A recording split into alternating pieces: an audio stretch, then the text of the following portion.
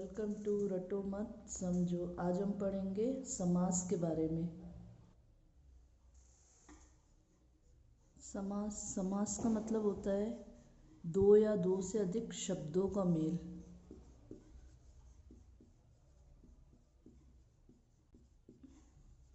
अब वो दो शब्द कुछ भी हो सकते हैं जिनको हम जोड़े तो हमारा एक अलग मीनिंग निकल कर आए, तो उन्हें हम क्या कहते हैं? समास।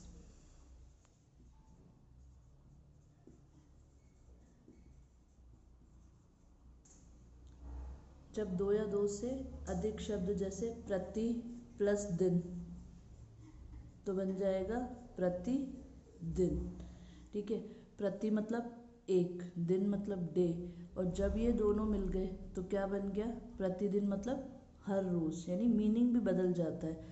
अलग अलग जब हम इनको देखते हैं तो अलग मतलब होता है, और जब ये दोनों ज्वाइन हो जाते हैं तो उसका मतलब चेंज हो जाता है। इसको हम कहते हैं समास। अब समास जो होते हैं वो 6 प्रकार के होते हैं। उसमें से सबसे पहला हम पढ़ेंगे द्विगु समास। अब जो द्विगु समास होता है उसमें पहला जो शब्द होगा वो संख्यावाची होगा। पहला शब्द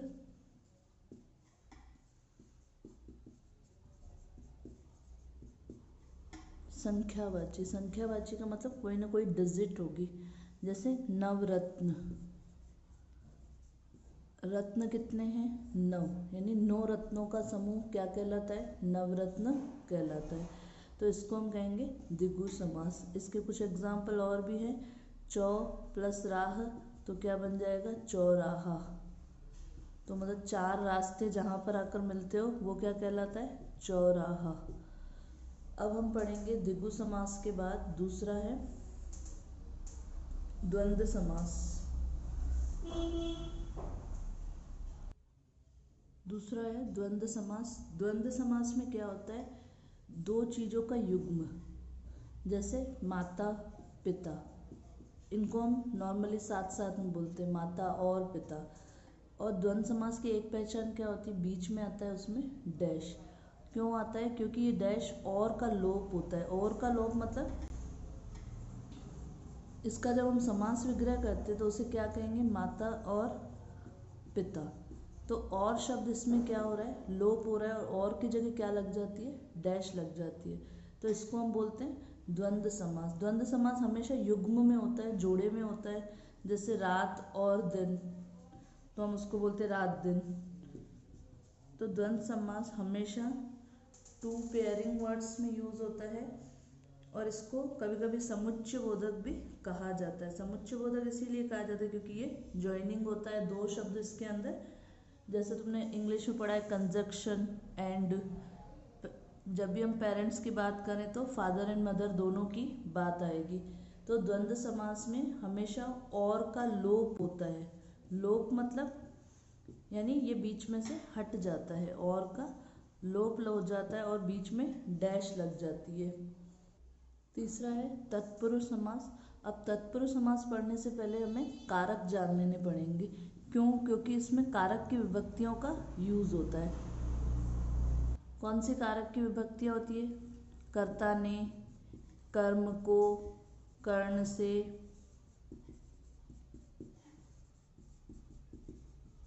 संप्रदान के लिए,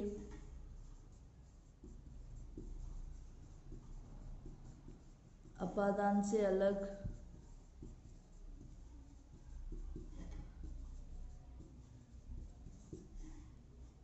संबंध का के की,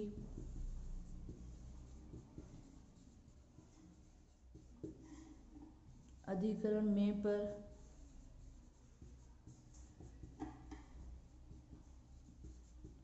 अब तत्पुरुष समास जानने से पहले ये चीज़ें हमें आना बहुत ज़्यादा ज़रूरी है, क्योंकि अगर ये कारक नहीं आएंगे तो हमें तत्पुरुष समास के बारे में भी नहीं जान पाएंगे। अब जैसे कर्ता ने, राम ने काम किया, तो ने आया, तो ये ने वर्ड क्या कहलाता है? इसका चिन्ह कहलाता है, कर्ता कारक का चिन्ह। कर्म को, मैंने राम को पेन दिया, तो को वर्ड कर्म कारक होता है बिकॉज यहाँ पे ऑब्जेक्ट की बात हो रही, मैंने उसको क्या दिया, पेन दिया, पेन क्या है, ऑब्जेक्ट है।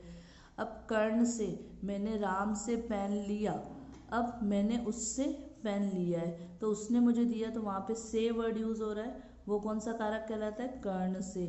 संप्रदान के लिए, यानी मैंने क्यों दिया उसको, तो मैंने लिखने के लिए पेन दिया, तो के लिए जहाँ भी वर्ड यूज हो रहा है तो वो संप्रदान कारक होता है।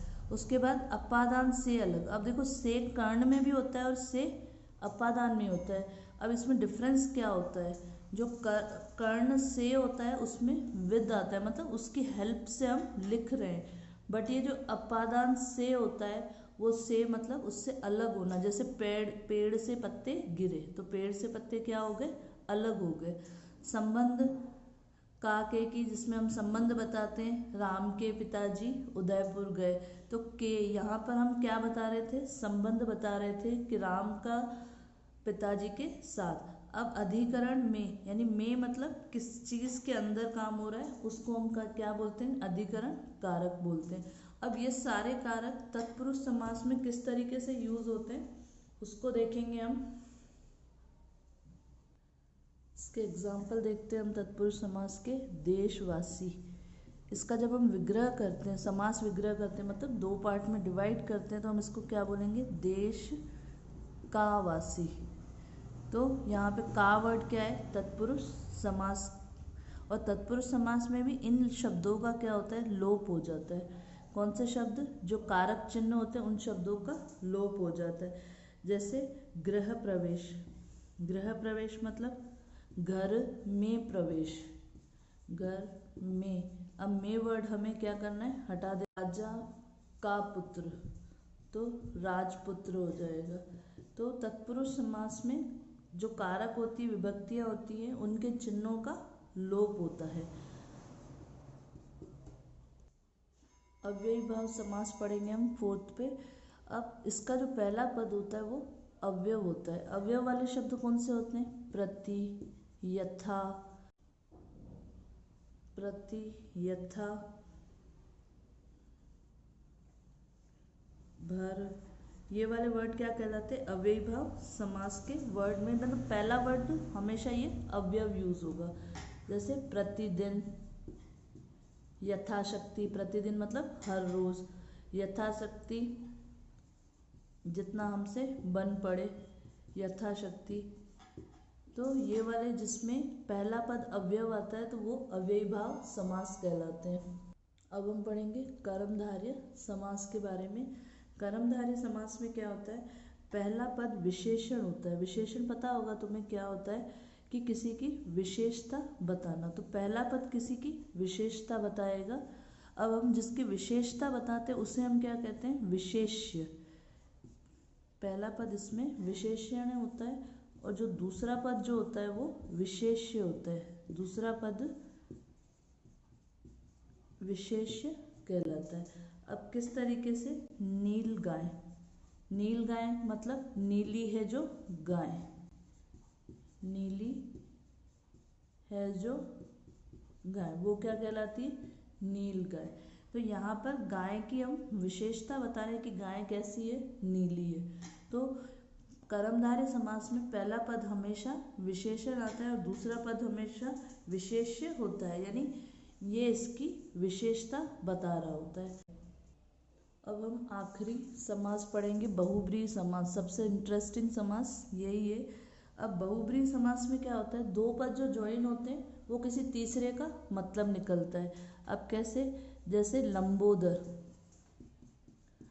लंबोदर, लंबा है उदर जिसका,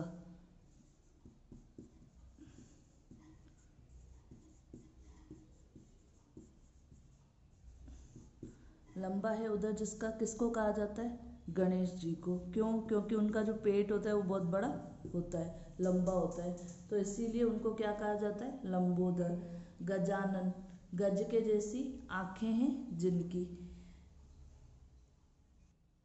गजानन, गज प्लस आनंद, आनंद का मतलब होता है सिर, तो हाथी जैसा सिर किसका होता है, हर किसी का तो नहीं हो सकता है ना, सिर्फ किसका है, गणेश जी का। तो जब दो वर्ड मिलके किसी तीसरे वर्ड को जन्म देते हैं उन्हें हम क्या कहते हैं, बहुव्रीहि समास। जैसे गगनचुंबी, गम यानी गगन को चूमने वाली। अब गगन को चूमने वाली बिल्डिंग्स होती हैं। उसके बाद घनश्याम, वह जो गन के समान श्याम है। गन मतलब होता है बादल। अब बादल कैसे होते हैं, जब बारिश होने वाली होती है तेज तो काले हो जाते हैं। अब ये घनश्याम हम किसको कहते हैं, श्री कृष्ण का नाम है। रावण के लिए दशानन यूज किया जाता है। दशानन का मतलब 10 है सिर जिसके, 10 है सिर जिसके। अब हर किसी के तो 10 सिर नहीं हो सकते ना।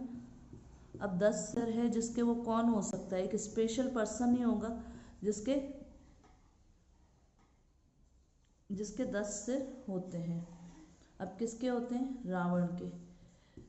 तो दशानन कौन सा समास है, बहुव्रीहि समास है। तो आज हमने पढ़ लिए सारे समास। अब मैं इसकी वर्कशीट दे रही हूँ, वो तुम्हें सॉल्व करनी और आइडेंटिफाई करना है कि उसमें कौन सा समास यूज हो रहा है। वीडियो को पॉज करके तुम कर सकते हो उसको, वर्कशीट को, और कमेंट बॉक्स में आंसर दे सकते हो।